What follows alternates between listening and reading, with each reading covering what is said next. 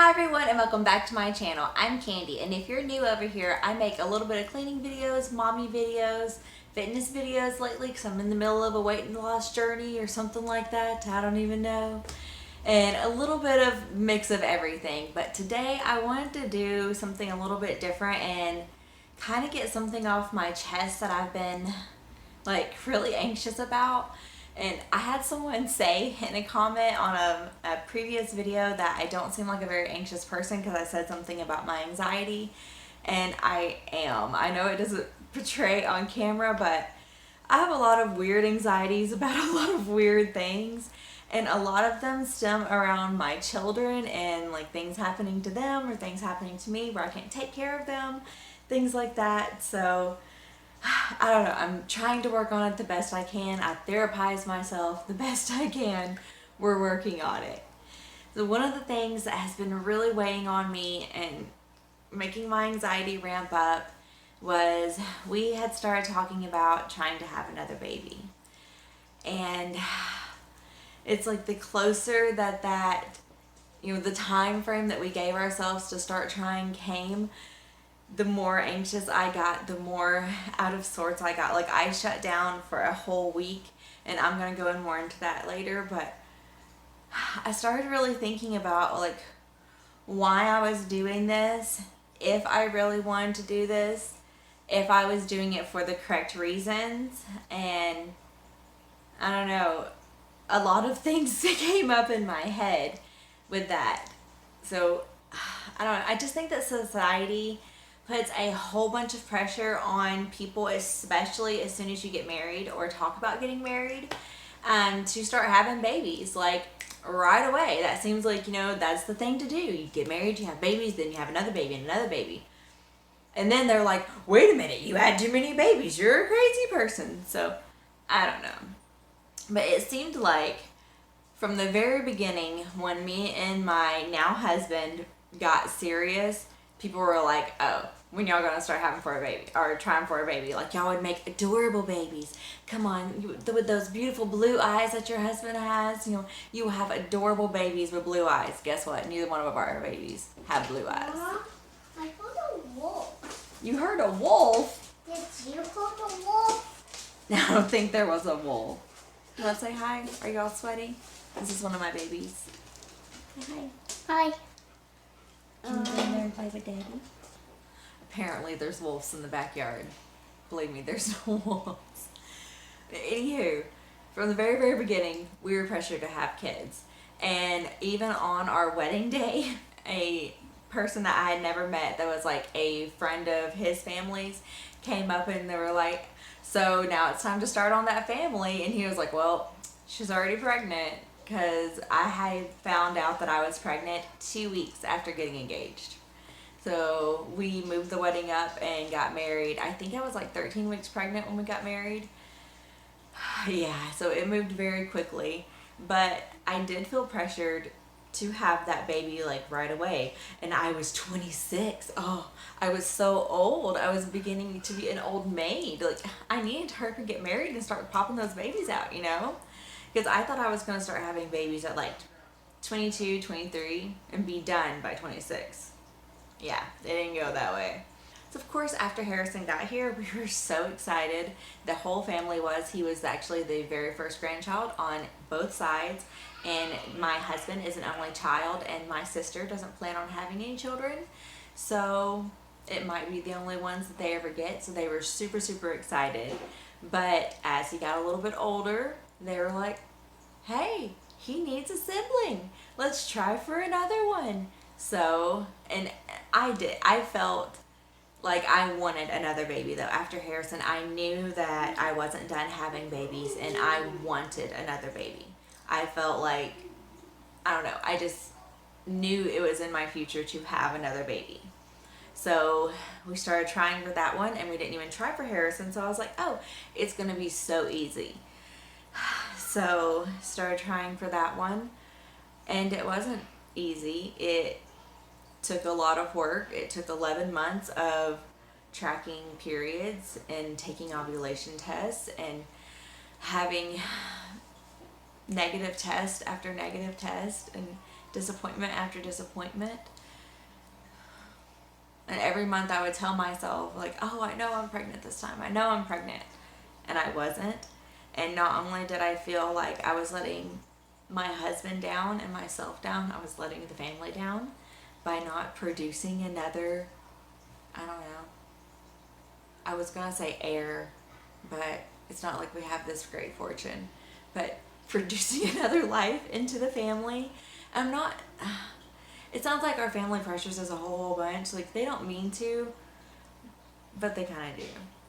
After all those months of trying, we finally got pregnant with Wyatt, and I was ecstatic. I was so excited, and I thought it was going to be the exact same pregnancy as the last one. Like, it had its own complications, but it was a pretty good pregnancy. I didn't throw up but one time during that entire pregnancy, so I would say that is pretty freaking good. And this pregnancy was not that way. It's like, I read the test, and then my body was like, okay, you know you're pregnant, let's start puking. And I puked for 15 weeks, like, into my pregnancy. So, yeah, that was really fun. And I lost 20 pounds. It was the best diet I'd had in years, because from the first pregnancy, I gained, I don't even know how much. I weighed like 125 when I got pregnant with him, and by the time I had him, I weighed 159, so that's a good 30 pounds. And then I gained some more. I gained like another 15 pounds after that, and yeah, you know how that goes. Y'all mamas know how all that go. So my body was not at a very healthy state whatsoever. The heart condition that I had with the first kid was even worse with this one. If you want to know a little bit about that, I have a story about wearing a heart monitor and why I was doing all of that. But yeah, that heart condition got worse, and it was because I was severely overweight. My body was not in a healthy position to be having a baby, so it was hard on it. I had to go to a chiropractor and everything during that pregnancy. It freaking sucked, and it was nothing like my first dream pregnancy. So once Wyatt was here, I had a different view on pregnancy. Oh, I have to say, his birth was so freaking easy. Like, I could have Wyatt again like 5 more times tomorrow. I could have sneezed that baby out. He was so easy compared to Harrison. That was the only thing easy about that whole friggin' pregnancy. But anywho, besides that, Wyatt's pregnancy was not a bed of roses, and he's a good baby though. He does sleep very well. He whines a lot. He's a very high maintenance baby, and that's a lot to deal with, but he's our baby and we love him dearly, and we're working through all those emotions that he has. Now that we have 2 sons, you know what we're hearing? You should have a girl. You should try one more time for a girl. Oh, for sure it'll be a girl this time. You had 2 boys. You're due for a girl. It'll be a girl. Just go one more time for a girl. Let's have a girl. Yay, let's have a girl. We've talked about our family, of course. We've been married for almost 5 years now, so definitely we've talked about our family, about how many children we want to have, and we have always pictured our family with 3 children. But having a picture in your head and reality is very, very different. When I was 11, I thought I was going to have 12 kids and live in a huge mansion, and they were all going to have Bible names, and like, I had all kinds of crazy ideas when I was 11. If that plan would have came into fruition now, oh my God, no.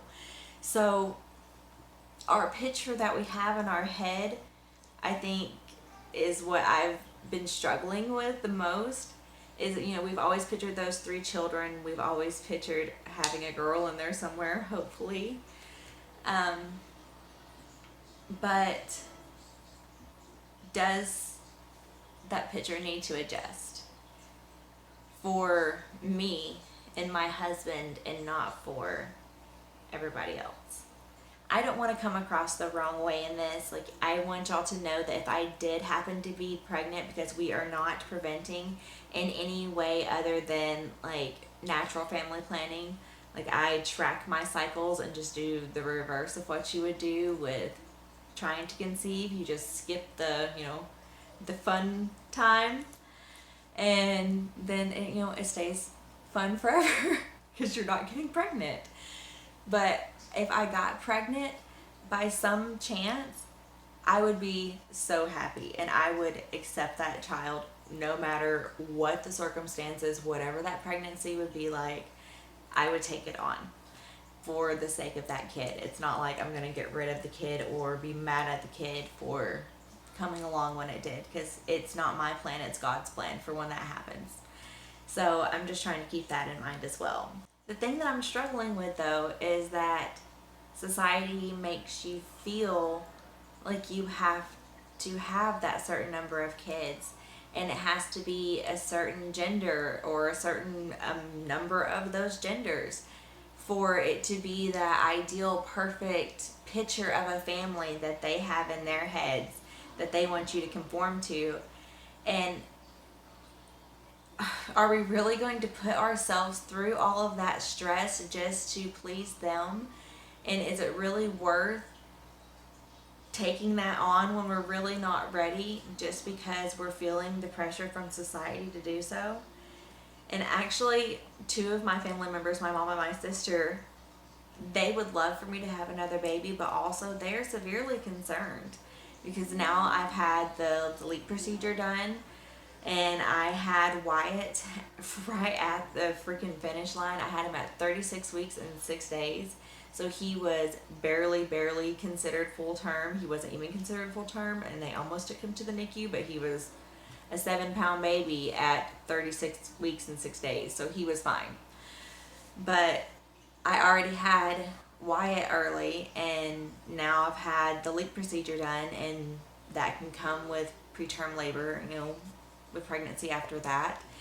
So that concerns my mom and my sister a lot, and it concerns my husband a lot. And like, I was dealing with all of these emotions by myself in my head, freaking out over not only the health aspects of it, like it tore my pelvis up. Like my pelvis was all kinds of misaligned last time, and that pain was really uncomfortable. The heart condition was no fun at all. The weight gain, not fun also.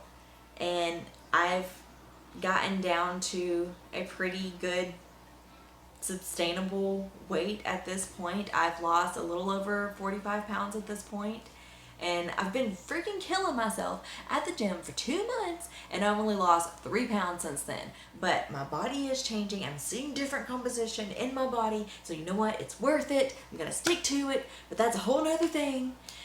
But you know what? It's not a whole nother thing, because I want to stick to that. And if I get pregnant, I can't keep on going for my health goals like I want to. I'm going to be concerned about, like, is my protein powder going to hurt my baby? Is this workout going to hurt my baby? My baby's screaming right now. Is my baby going to be upset that there's another baby? I mean, there's a lot of things to consider, and I was just in my head about it, and I was literally going crazy, y'all.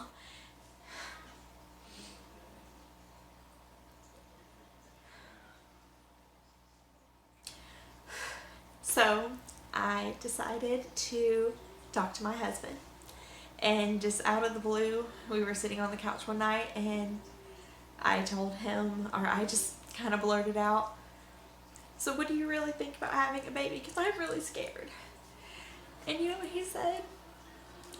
"I'm actually kind of on the fence about it because I'm really concerned about your health and everything that's going to come along with having another baby." And that's exactly what I needed to hear right then.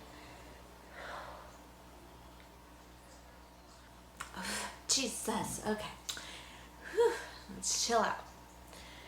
So, having a fantastic partner that understands me, and because he knew there was something going on, because he knows me, and he knew that I had been shutting down that week, and he was like, like he does every time that I get in one of those moods, he tells me, "Whatever you need, I'm here. If you need extra time away from the kids, I will take them outside and play with them. Like, you go to bed early, take a nice long shower, like whatever you need." he's there for me to do whatever. Like right now, he's watching my kids pitching a fit in there where I can film this video because I told him I need to go get this off my chest, and I just need to. So he's taking the kids where I can do so because he's a fantastic husband. And having a partner that I can sit down and share my true emotions with, it just means a lot. So I just wanted to tell all y'all out there that are feeling that pressure to have those babies, and even if you're feeling that pressure from yourself, give yourself a freaking break.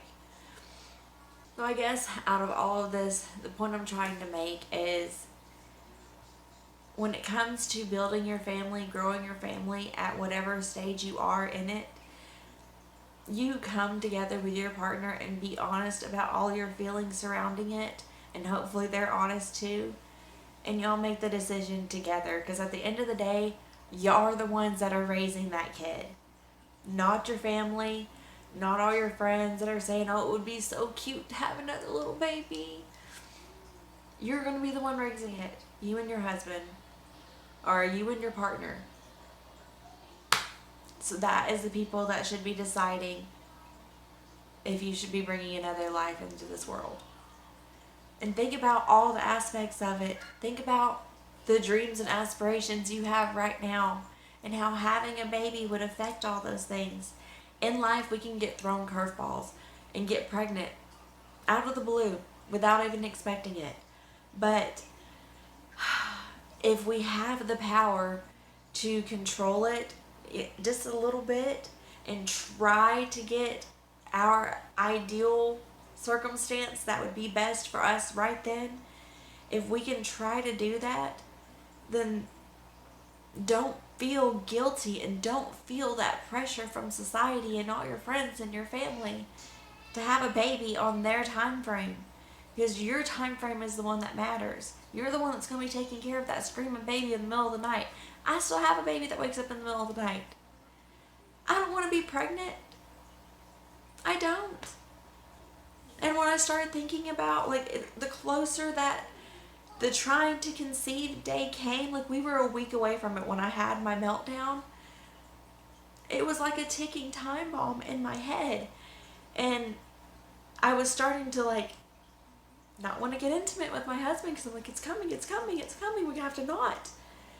And I was like, I don't want to get pregnant because then I'll be pregnant.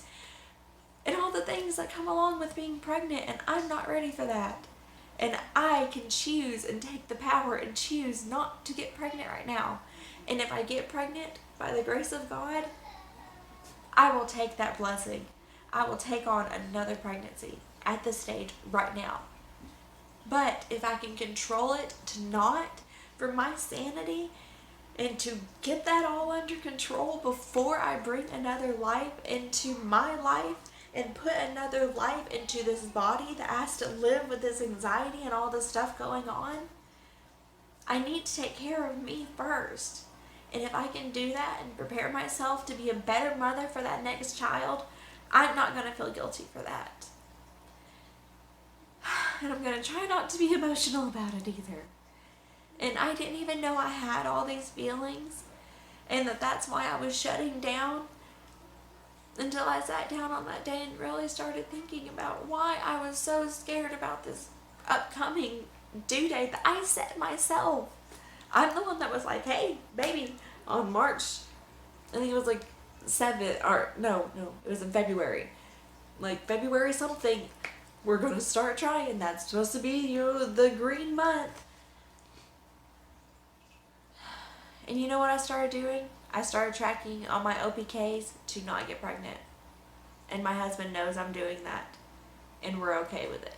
And oh, if you would like to see what that looks like, these aren't my current ones. My kids got into it and destroyed them when we were trying to conceive before on baby number 3. And then we were like, no, it's not time. Let's stop. But these were my OPKs, and you can see that they got a little bit darker and then they started fading away. And then these blue tests are actually pregnancy tests, and I was not pregnant that month. obviously, because I did not have a third baby. And the little heart beside this one right here is we baby danced at that time because the ovulation sticks were starting to get dark, and that means that I was about to start to ovulate. So if you've ever wondered what OPKs look like and what you're looking for, that can give you an idea right there, hopefully. But I don't know. I just wanted to give a little bit of encouragement to anyone out there that's feeling that freaking pressure. And you know what? To all the other people that are listening to this, if you are the ones that are giving that freaking pressure, stop. Stop it. Because someone might be at their breaking point and they might not be able to handle it anymore. And do you really want to be the one that makes them have a freaking crazy psychotic break? No. Like, don't do that to your friends and family, please. Like, don't beg them for kids. And parents that are so excited to have grandchildren, yeah, express that joy. But do it in moderation. And understand that your timeline is not their timeline. I don't know. I guess that's all I'm trying to say. I'm sorry I got so emotional during this. This is the first time I've cried on my channel, so woohoo, congratulations if you were here to witness it. I'm sure it'll not be the last. I'm a really emotional person. Y'all just haven't seen that side of me yet. But here it is. This is the raw me. This is my feelings and thoughts that I have when I'm by myself. And I know I'm not the only one. I know I'm not crazy.